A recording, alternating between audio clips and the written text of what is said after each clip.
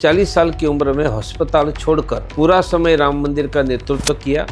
यह 60,000 घनफीट पत्थर 1989 से तैयार करने का काम हम कर रहे थे। अब मेरा आगे का लक्ष्य हर हिंदू के घर पर भगवा। आज के समय में जब सरकार बोल रही है कि जनसंख्या नियंत्रण करो, उस दौर में आप बोल रहे हैं हिंदुओं को कि 3 बच्चे पैदा करो। हमने जनसंख्या नियंत्रण करने का ठेका हिंदुओं ने नहीं रखा है और राम मंदिर बनवाना छोटी बात नहीं थी।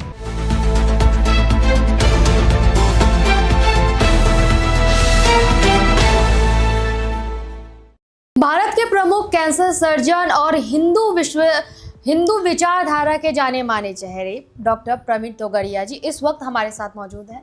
तोगड़िया जी, आपका बहुत बहुत धन्यवाद हमारे साथ जुड़ने के लिए और थोड़ा सा समय हमें देने के लिए।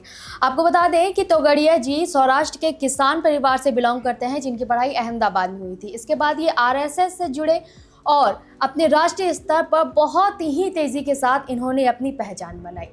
ये बहुत ही प्रमुख हिंदूवादी विचारधाराओं को लेकर बेबाकी से जवाब देते हैं, जिनके वजह से हमेशा सुर्खियों में रहते हैं।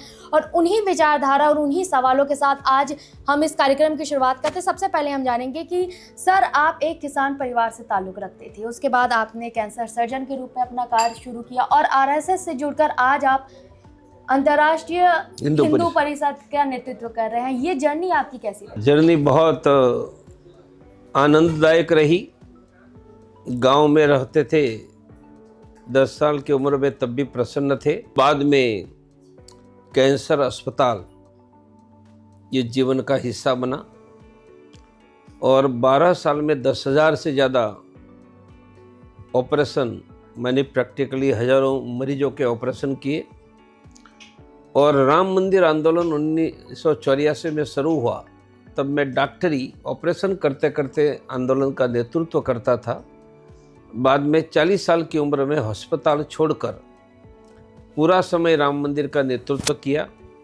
और आज राम मंदिर में जो पत्थर लगे हैं, यह 60,000 घनफीट पत्थर 1989 से तैयार करने का काम हम कर रहे थे।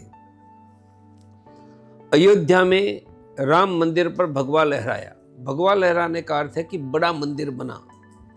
अब मेरा आगे का लक्ष्य हर हिंदू के घर पर भगवा। भगवा मानी भगवा झंडा नहीं लहराने वाला। अयोध्या में राम मंदिर पर भगवा मानी बड़ा मंदिर। हर हिंदू के घर पर भगवा मानी भगवा झंडा नहीं, हर हिंदू को बड़ा घर, बच्चों को शिक्षा, हर परिवार को स्वास्थ्य, रोजगार, किसानों को फसल के दाम। ये सभी एक्टिविटी के लिए मैंने एक बहुत बड़ा व्यवस्था की है। उनका नाम है, हर गांव, शहर के हर कोने में मंगल या शनि शाम को लोग इकट्ठा होकर सामूहिक हनुमान चालीसा करें। तो हनुमान चालीसा केंद्र में 1 लाख तक ले जा रहा हूं। हनुमान चालीसा केंद्र भगवान का नाम भी है, इकट्ठा होते तो संगठन भी है। हनुमान चालीसा केंद्र हिंदू हेल्प केंद्र है। गांव में रहने वालों को रायपुर में मदद चाहिए, भोपाल, दिल्ली, गांव में रहने वालों को यह हनुमान चालीसा हिंदू हेल्पलाइन से मदद करेगी। इस देश में 25 करोड़ ब्लड प्रेशर के मरीज, 13 करोड़ डायबिटीज के, देश में 3 में से 1 मरीज, प्रैक्टिकली ये देश में 50 करोड़ मरीज है। मैं हनुमान चालीसा केंद्र को हिंदू वेलनेस केंद्र, हिंदू हेल्थ सेंटर, कैसे रोग से बचने की ट्रेनिंग हनुमान चालीसा देगा। आप कहते हैं ट्रेनिंग कैसे होती है? देश में आधी महिला का रक्त फीका है। रक्त फीका है तो थकान लगती है, चिड़चिड़ होती है, इन्फेक्शन होता है। बिना डॉक्टर रक्त अच्छा हो जाए, उनके 2 उपाय। लोहे की तवी में सब्जी बनाकर खाओ, स्टील नहीं लोहा। और डायबिटीज नहीं है तो हर रोज गुड़ खाओ। 25 करोड़ ब्लड प्रेशर के मरीजे, ब्रेन हेमरेज, लकवा, हार्ट अटैक। हमारी शिक्षा है, एक व्यक्ति हर रोज 5 ग्राम ही नमक खाए। क्या जोकर खाएंगे? नहीं। घर में 4 व्यक्ति 20 ग्राम, महीने में 600 ग्राम, 600 ग्राम नमक खरीद करके महीना पूरा करना। ऐसी 15 ट्रेनिंग दे रहे हैं। मानिए हनुमान चालीसा भगवान का नाम है, वहाँ के 100-200 परिवार को रोग मुक्त करने का है। और इसके बाद भी रोग आया तो हम गरीब हिंदुओं को मुफ्त में प्राइवेट का डॉक्टर देते हैं। वर्ष में एक बार ब्लड प्रेशर शुगर की जांच करते हैं। बच्चों की टैलेंट बढ़ाते, कौन करता है? हनुमान चालीसा। और हिंदुओं की सुरक्षा देते हैं। तो मैंने 1-2 अद्भुत मॉडल, भगवान का नाम, संगठन, हेल्पलाइन, स्वस्थ रहने की शिक्षा, डॉक्टरों की व्यवस्था, बच्चों की टैलेंट बढ़ाना। और इसके लिए मैंने कहा है कि हर गांव में, गली में हनुमान चालीसा, हर घर में ओम श्री परिवार।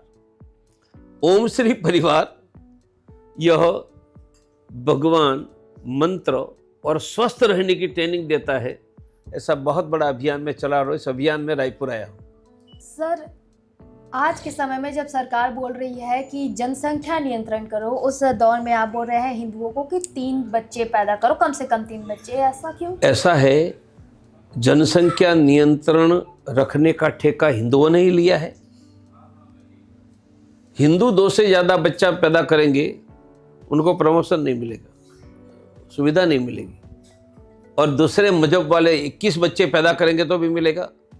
हमने जनसंख्या नियंत्रण करने का ठेका हिंदुओं ने नहीं रखा है।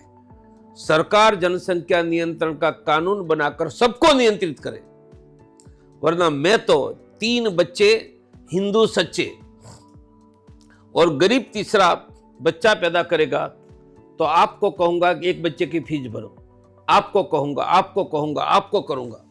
और फीके पैसे उनको नहीं देंगे, उसकी स्कूल में सीधे भरवाएंगे। राम मंदिर के लिए हमने पैसे मांगने का अभियान किया था, इससे पत्थर गड़े लगे।